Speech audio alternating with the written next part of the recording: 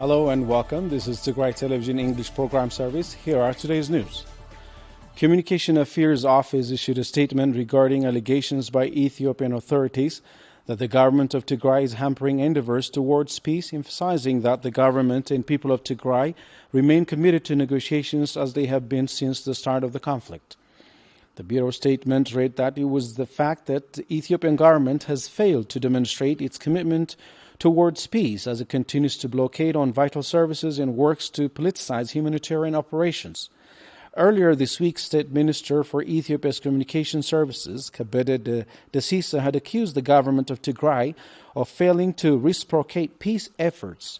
Ethiopian government bodies, including its Ministry of Foreign Affairs, have in the past weeks issued a statement that contained unsubstantiated allegations against the government of Tigray and its ruling party.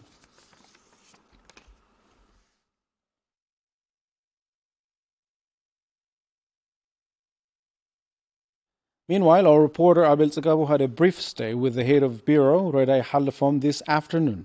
Redai denounced the statement by the Deputy Minister and said the Ethiopian government was in fact the one hampering peace efforts by continuing to withhold basic services, and Amhara and Eritrean forces continue to commit atrocities in western Tigray.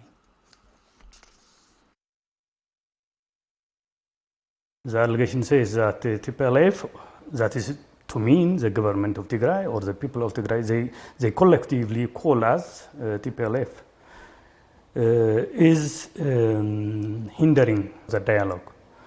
After all, the dialogue is our own initiative. Even before the declaration of the genocidal war against Tigray,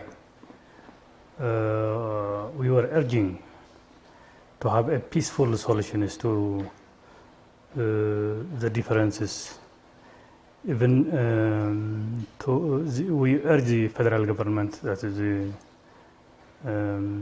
Prosperity Party-led government, to protect the constitution. And we repeatedly demand our constitutional rights. In all the way through, we initiated the peaceful dialogue. We demand the international community, we demand all relevant stakeholders, we demand the Ethiopian government, we demand the Ethiopian people and the Ethiopian nations and nationalities to push the government to protect the constitution and constitutional order. This stand, our stand, is not just a new stand. It has been there in its place before the declaration of the war. It has been there even during the war. It has been there even after the war, all the way through. And the allegation says TPLF is not taking practical measures to fulfill these demands. The issue is otherwise. We have been doing every effort to facilitate this peaceful dialogue. We have been doing or addressing every issues that are demanded from our side. For instance, I can mention we just returned back from Semen Shua or the Northern Shua. We were almost close to Addis Ababa. And we explained by that time, we explained that it was decided by the government of Tigray to give peace a chance. Later, we also withdrew our forces from Amhara and the Afar region, and that was for the same reason. We set some priorities, some preconditions that must be addressed by the central government. Some of these are just unlocking the siege, with the people of Tigray had denied access to electricity, denied access to internet, denied access to banking, denied to almost every service, including roads. They all are closed and blocked. We demand the central government to unlock these issues. Yet none of them is addressed. We demand the federal government to withdraw all armed forces from the entire territory of Tigray, including the Amhara militia, the Sha'biya, which are foreign invaders. But Abiy didn't take any action on these issues. We demand unfettered humanitarian access to Tigray, but Abiy did nothing even to this. So the allegation against the government of Tigray is unfounded, as I said. It is Abiy and its government that hampers the dialogue. It is Abiy who failed to fulfill some of the requirements, or even one of the requirements yet. So it doesn't have any moral ground to accuse us. The bureau head also said the international community is emboldening Abiy Ahmed's government as it continues to commit blatant violations of international human rights law and principles, further emboldening authorities to weaponize aid and withhold basic services to the region, and said more needed to be done to bring the siege on Tigray to an end. I can say the international community has to know that the commitment of the people of Tigray, the commitment of the government of Tigray, and the commitment of the TPLF towards peace is permanent and unchanging yet. We have been talking and urging the international community, we need peace, and our difference must be solved peacefully. And the international community doesn't have a proper understanding about us. I feel that the international community understands what we have been saying so far and what we have been doing so far. Our commitments are just proven practically in many ways and throughout the way. But the international community, I think, is not properly handling the government of Ethiopia. The government of Ethiopia seems like just a free rider, or it considers itself as oblivious to any international law. It has been working and going on its own way against the international law. But the international community has never been assuring that this is against the international law. It never forced Abiy or the Prosperity Party to abandon these illegal actions against the Tigray people. So, though it was not, according to international laws, though it was not considered as a precondition, or it is not as a precondition to anything. Humanitarian access is just humanitarian access to save lives.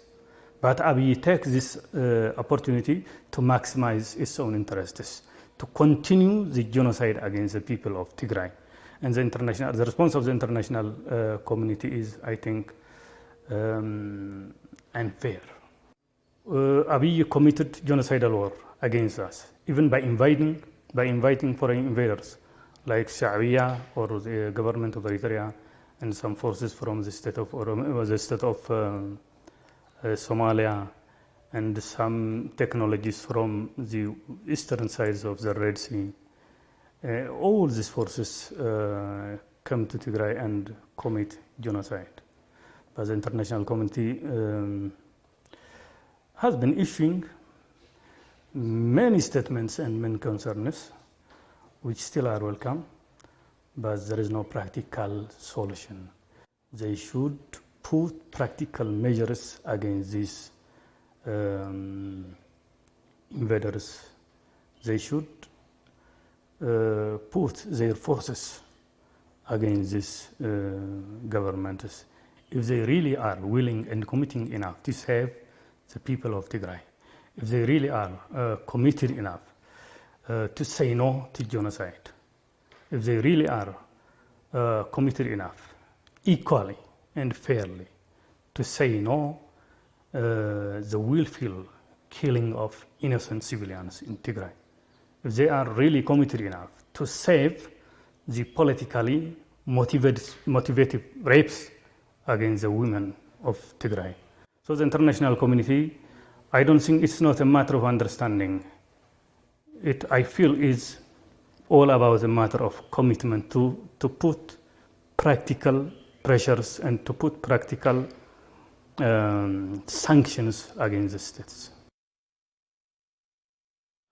Mekelle General Hospital, one of the oldest and largest hospitals in Tigray's capital, has announced that it will no longer be able to provide meal services to its patients due to the more than a year-long siege on the region that has denied the hospital access to its annual budget and essential medical supplies. The hospital said it had been able to maintain its meal services for in-house patients in the past year due to the support of local charity organizations, but can no longer manage to do so. For more, Salome Tigrai. Magala General Hospital, one of the oldest and largest hospitals in the capital, has announced that it will no longer be able to provide meals for its patients. Chief Executive Director at the hospital, Dr. Filmon Mesfin, says that despite struggling to do so, the hospital had managed to continue to provide meals to its inpatients, but is no longer able to continue to do so. Currently, we are in big trouble, which means that's not the only challenge, but top on the list currently exists the challenge of meal service for our patients and also for our staff. We were providing meal for the inpatient, for the admitted patients, and also some meal service for our on-duty staffs. But currently, there is no any internal revenue. There is nothing that the hospital is getting. There is no budget as of last year, which means we cannot provide the meal service for our patients and also for our staffs, which means we will be forced to close some of the services. Magala General Hospital previously had the capacity of treating close to 250,000 patients a year. Now, more than a year after the start of the siege, the hospital is at a near total standstill, with very limited medical supplies and other essentials like fuel, telecommunication, or even a salary for its employees. The hospital services have been deteriorating by the day. Mulutagla Haymanut, coordinator for the meal services at the hospital, says that the hospital had been able to maintain meal services through the donation of multiple local charity organizations and emphasized that the meal service is especially needed for patients that traveled long distances to receive treatment at the hospital. Multiple organizations helped us provide meals to our patients over the past year, but now we've been forced to stop. There are patients here from different parts of the country. Some are from away as Western Tigray or Southern Tigray. If we can't provide them with food, the medication alone can do little to help them. They have to have something to eat before they take their medication. Emergency OPD Director and internist at the hospital, Dr. Tigrai says the lack of meal services, coupled with inadequate treatment due to lack of medical supplies, is likely to exacerbate the condition of patients at the health facility. The impact of providing food service for clients has a huge impact on the patients. As you know, there is no medicine, there is no adequate health instruments to provide the best care. On top of that, everybody is hungry. There is no food. So on top of their disease, they are getting hungry also.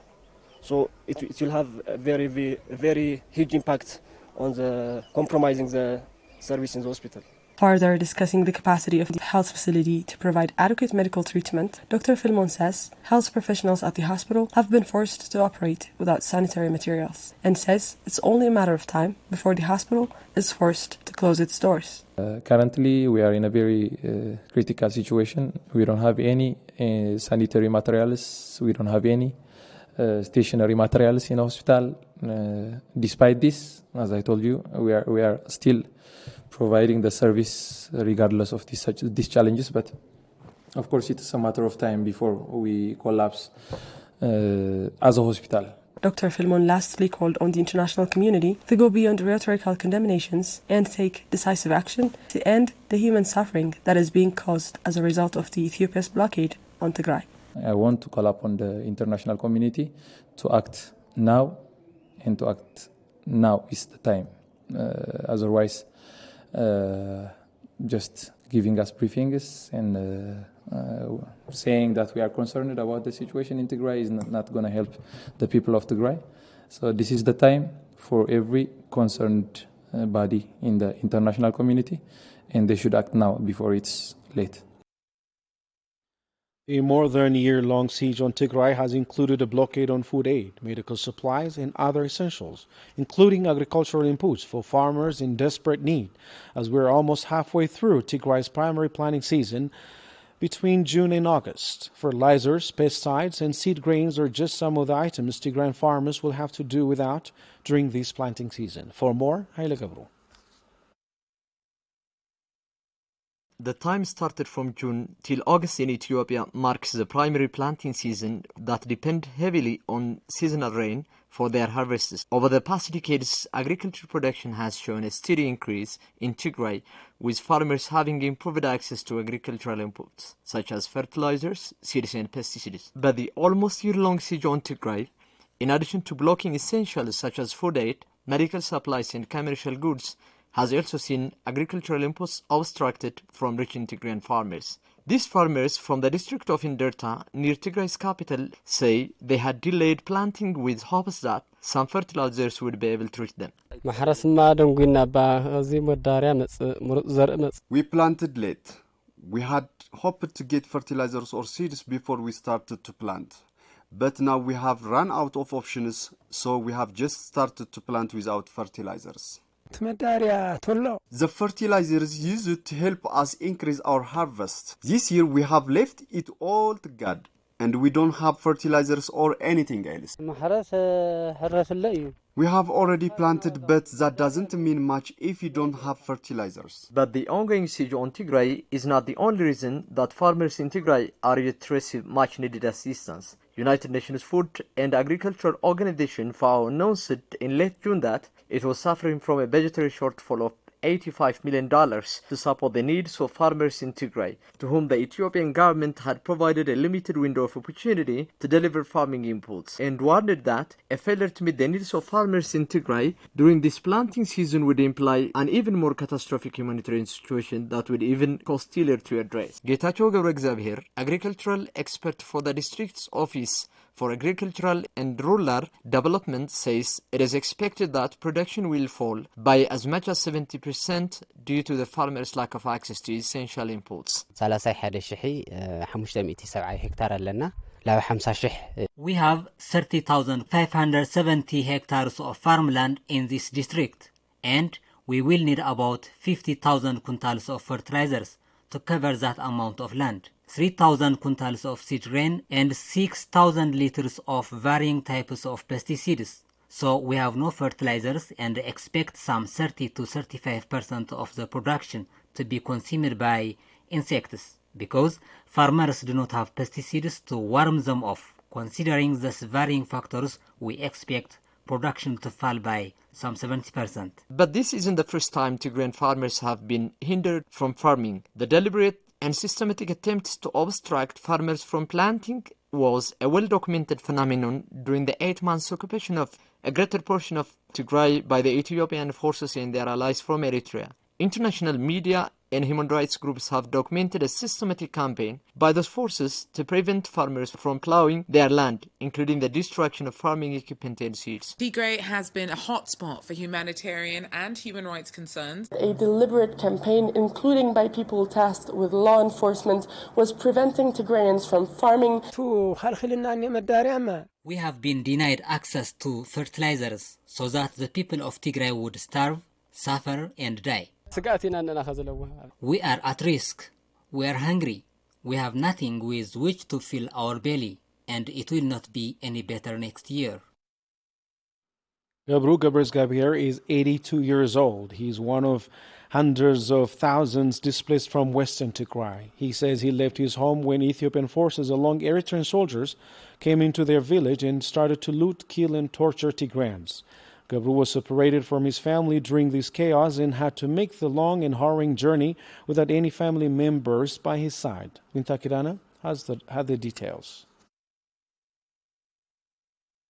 Gabru ገብረ is 82 years old and a father to 5 children. He left his village at Digoshu in western Tigray when the Fano, together with the Ethiopian forces, arrived in their village and started to beat, loot from, and chase away Tigrayans from the area. He says when all this first started, him and his family could hardly believe what was unfolding and would eventually separate during the chaos. Abuse forces, Eritreans together with the Fano, came to our neighborhood in November of 2020 and chased us out of our village. Everyone was simply running to save their lives. We couldn't believe what was happening. We even left the door to our house unlocked because we were in such a hurry. I became separated with my family amidst this chaos. After he became separated with his family, Gabru says he joined a group of other families traveling to Shirandaslasad in northwestern Tigray. He tells us the journey took 3 days, during which time him or his fellow travelers had nothing to eat. I joined some people that were running towards Shira. They helped me escape the village, while the rest of my family, as I later learned, took the route to Tembin. We walked for 3 days to reach Shira. We had nothing to eat that whole time. We then went to Adwa. We found Eritrean forces there. They beat us and chased us away. We were also confused as we were running away that we fell down a cliff. It is horrible. I had a terrible wound after that. Gabru says his journey was made more difficult by the loss of his eyeglasses that were essential for improving his eyesight. I have had difficulty with my sight for some 5 years now, and my doctor prescribed eyeglasses that were very helpful. I left my glasses in my clothes back in my village. I didn't have them the entire journey. I had become a burden to others because of it. I still don't have my glasses. Gabru would arrive to Maqala on January of 2021. He says life isn't much better here. He says IDPs at the camp are both hungry and cold. There is hunger and so much more here. Look at the house. There is nothing. We are barely surviving. There is almost no aid. It's only thanks to the people of Maqala that we even have clothes. We need food. We have nothing. It is hard to tolerate the cold here. We are cold deep to our bones. Almost 4 months into the humanitarian truce, millions of IDPs like Gabru are yet to receive any relief that should have never been denied. Horia Imano is a mother of 4 who moved to Maqala, Tigray's capital, from Humara in western Tigray, just months ahead of the conflict, hoping to open a restaurant here and expand her business. But soon after her arrival, Horia would get into a car accident that would result in her losing her arm. But she still had hope of working and supporting her family until the start of the siege that has blocked her from her saving and forcing her and her children to starve. Aragayo Garonkel reports. Horia Iman is a resident of Mekelle and a mother to 3 children. She used to depend on her income from her cafeteria in Humara to support her children. And when she left Western Tigray, she had plans of using her savings to open her own restaurant until an unexpected accident forced her to change her plans. I used to own a cafeteria in Humara and had a good life. I had plans for opening a restaurant here in Maqala as well, but I lost my left arm in a car accident here in Maqala. Following the accident, Horia's wounds would take longer than expected to heal, so doctors started to do further testing and realized that she was diabetic.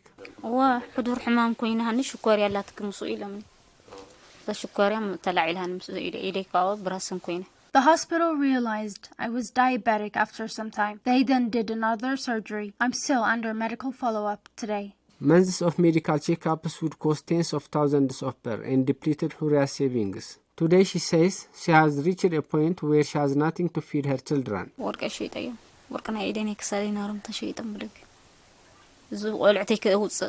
I sold my jewelry so I would have something to feed my children. I have nothing to give them now. They're only alive because of the charity of my neighbors. I have family and friends in other parts of the country and abroad, but how could they help me? There's no means of communication, and all the banks are closed. Horia says the war on Tigray started just months into her accident, and today she is not able to find her medication. And when she is able to find it, it is available at an exorbitant price that she cannot afford.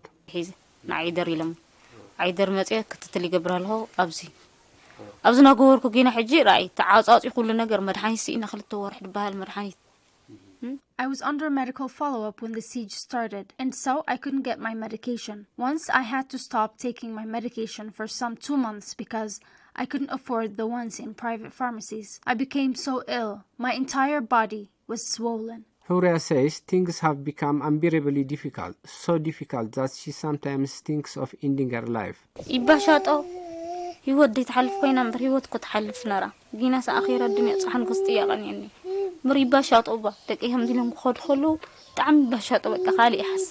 I become so stressed sometimes, especially when I see my children living in this condition. I even think of committing suicide. I'm only alive now because I'm worried about my children and what they would do without me. The blockade on the vital services and supplies, including food aid, is devastating millions across the state. Families displaced from their homes, desperate and in dire need of assistance that seems unlikely to arrive.